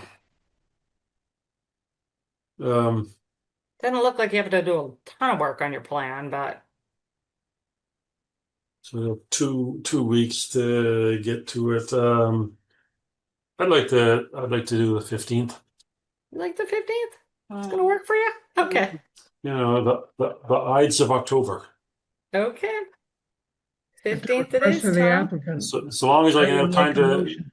How All right, long are you going to be gone, Jen? So I can. I mean, I have to be able to have staff time that I can. If you're going to have in the next 2 weeks. I'll have time. Well, I'll have time. I'll be around for the next 2 weeks, Tom. I'll have time. Okay. All right. So, Courtney, you made a motion? Yeah, at the request of the Can I- applicant, I move that we can I say continue something? this hearing to the 15th. Ron Driscoll's got a Ron. In general, I mean, we've been talking about this crushed stone and impervious and impervious, zone A, zone B. I know we're working on it, but it's just so confusing. It's confusing. You know, I 5 know, years I'm gonna ago, try to we make had it. something. Now we got something. You know, do we take out, as Ronald said, do we take out the parking because it's crushed stone or because it's on a coastal bank? Was it approved then? Does it can approve now? No one seems to know what to do. You know, it's not consistent. No, and I agree, Ron. And my issue with the parking court has nothing to do versus impervious or pervious. It has to do with it on the coastal bank. Yeah, that's my issue with the parking court. It has nothing to do with it's impervious or pervious. And I am working on it. I'm going to try to make it really simple for the board because again, and we were discussing this with Russell this afternoon when we were going the meeting. The staff doesn't want to be put into the position of we're determining whether this is truly pervious or not. So, you know, once I have it written up, once I get back, I will, you know, we can discuss it again. If you want to keep it the way it is, that's fine. But we're just trying to really make it simple for both the commission, the staff, the applicants, and everything else. So there's not this gray area and confusing. But as Great, far because as Tom spent 2 paragraphs talking about pervious and impervious. Yeah. And now, you know, when you're standing here looking at this, you can't tell whether it's pervious or not. As you just said, you don't know what's there. we don't know what's there. Go through, and you have to go through 6, 8 inches in the ground on every bit of crushed stone to see if it's pervious or non-pervious. Yeah, and that's the Okay, I have difficulty. said my piece. Thank you. Well, there could be inspections or photographs submitted to show how it's been built. But again, Ron, my concern with the parking court was the further encroachment on the coastal bank. And I wanted to keep that like separate from the gravel discussion. It's on the coastal bank. It's, you know, my recommendation is to remove it. But I mean, again, it's up to the board. Okay. All right, did I get a second on the continue to the 15th? Driscoll second. All right, so we have a motion and a second to continue the 133 Faber Road to October 15th. Any other comments or questions from the commission? Hearing none, I'm going to go ahead and call roll. Courtney? Bird eye. Steve? Patton, aye. Ron? Driscoll, aye. Ronnie? Bowman, aye. Dave? Gant eye. Bill? Duffy, aye. And Robbins is an aye, so we're unanimous to continue to October 15th. All right. Thank you. Thanks, Tom. All right. Thanks, Tom. Good night, Tom. Yeah, good night. All right, next up is a hearing under an enforcement order. John and Joanne Olivito, 0 East Falmouth Highway, map / parcel 33-19-003-000, East Falmouth, Mass. Unpermitted dock, boardwalk, and conservation jurisdiction. Jen. Yes, Mr. Chairman, not only conservation jurisdiction, but on Conservation Commission property. We are withdrawing this enforcement order. We have gained compliance on the property. The dock and the boardwalk have been removed from the property. Right. We don't need to vote on that. Nope. Good, that's out of the way. Continued hearings under an enforcement order. Suzanne and Maurice Ryan, 32 Squibnaka Drive, East Falmouth, Mass. Unpermitted installation of retaining features and hardscape. Potential regrading of coastal bank and clearing within conservation jurisdiction. Jen. Yes, Mr. Chairman, the property owner is requesting a continuance until October 22nd. Bird, so move. Driscoll second. Okay, we have a motion to continue until October 22nd. Any other comments or questions by the commission? Hearing none, we'll call a roll. Continue until October 22nd. Gordon. Bird eye. Steve. Patton, aye. Ron. Driscoll, aye. Bowman, aye. Dave. Gant eye. Bill. Duffy, aye. And Robbins is aye. That's unanimous to continue until October 22nd. Next up was Mirasola, and he's continued. Next up is Anthony Aveni Jr. Aveni and Elaine Aveni, 42 Squibnaka Drive, East Falmouth, Mass. Unpermitted reconstruction of the deck, enlargement of the patio, installation of retaining features, and clearing within conservation jurisdiction. Yeah. Yes, Mr. Chairman, the applicant is requesting a continuance until October. This one's October 8th, right, Alyssa? October 8th, we're meeting with Mike Borselli, the representative and the property owner, assuming the property owner, on Friday afternoon. Okay. Bird, so move. Driscoll second. That's to the 8th. To continue to October 8th. Any other comments or questions by the commission?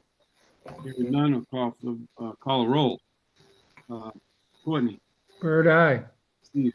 Patton, aye. Ron. Driscoll, aye. Ronnie. Bowman, aye. Dave. Gant eye. Bill. Duffy, aye. Robbins is an aye. Unanimous. Continued until October 8th.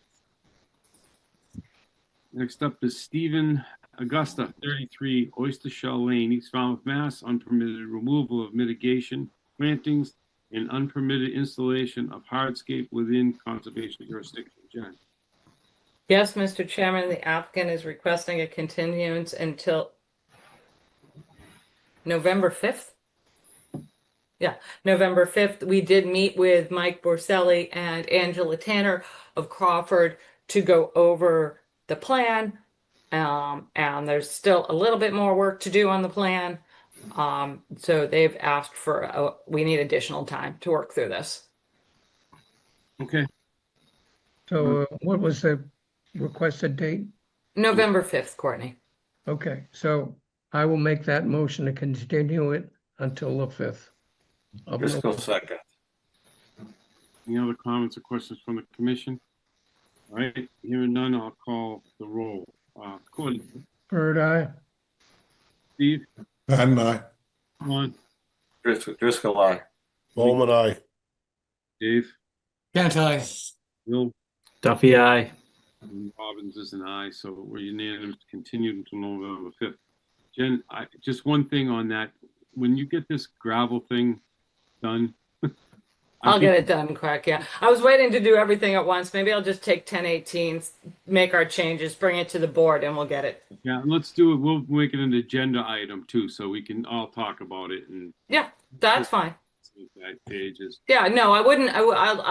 Like I said, I was going to take the notes I had from when we discussed it. I'll write it up. We'll make it an agenda item. I'll send it out to anybody. You guys want to accept it? Fine. Not that, that's fine. If you want to leave it like it is. Our concern is, again, it's really hard for the staff to determine whether something, because we've seen it. I mean, the example that Alyssa has is, we went out to a site, I think it was East Falmouth somewhere, and they had done like a parking court, like a carport. That gravel was almost like cement. There was something they put in it that it just hardened, and it wasn't impervious. So that's always been the concern is, how do we determine whether or not something is truly pervious or not? And like I said, make it very simple. If it's gravel, you mitigate for it. But if it's you don't, I mean, it'll make it simple for us, simple for the board, simple for the applicants. Just as long as we're consistent. Yeah, and that's what it is. And just consistent, get it done. Because we've argued over drip strips with gravel and everything else. It's just, there's too many variables that I've seen in the past, like 15 years. And we've seen gravel in like the foundation plantings and everything. And we're like, what is this? So well, I'll work on that. Okay, great. Okay. I'm looking for one more motion. I'll make a motion to adjourn. Motion to Second. Second, aye. Bird eye. Aye. And I. Can't I? Duffy, aye. Everybody. Have a good night, all.